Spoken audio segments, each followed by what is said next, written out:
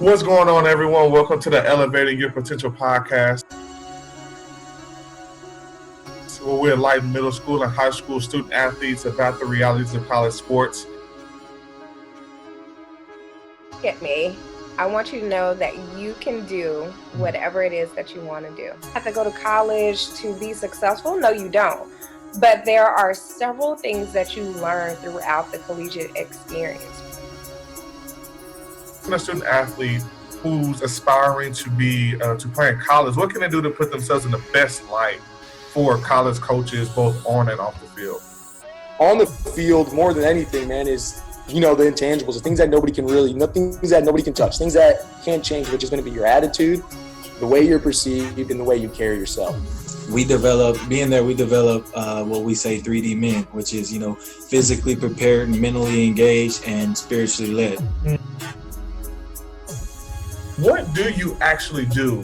Like, what are some tangible things that you actually do with student athletes? I'm here to help them organize their class schedules every semester, making sure that their classes don't conflict with practice. So not only am I doing like that side of things, I also look at NCAA eligibility.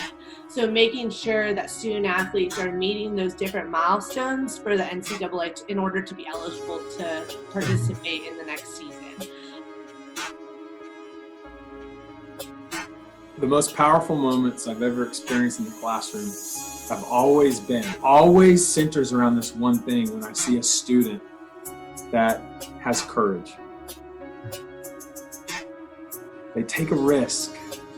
That's when I've been most in awe, is when I see young people really using the opportunities they're given, not just to fulfill some sort of requirements for an assignment, but they realize the opportunity that they have to be a leader now.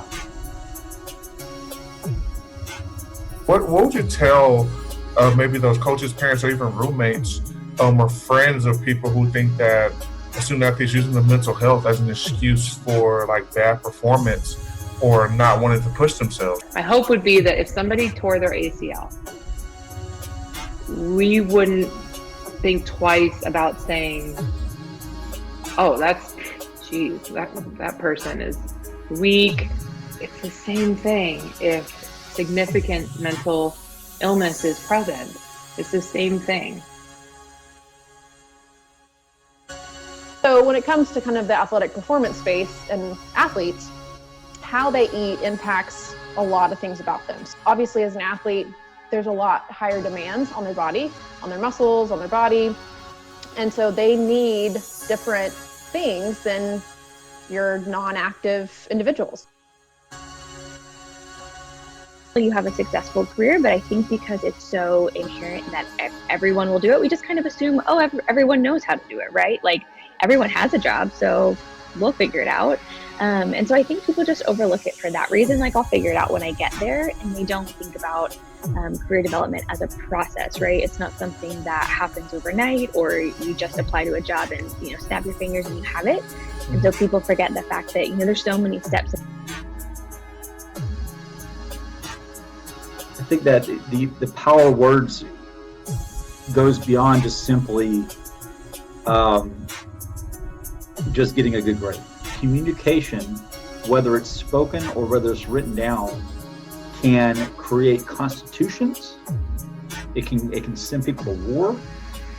It can write your contract, and unfortunately, it's done some very bad things as well. But the point is that our words and the way in which we organize and form those words has more power than you know. Not necessarily just a place for you to sleep. A dorm is really a place where you just go and you sleep. And so we want this to be a community and a place where when you leave your classes, you're like, I'm going home.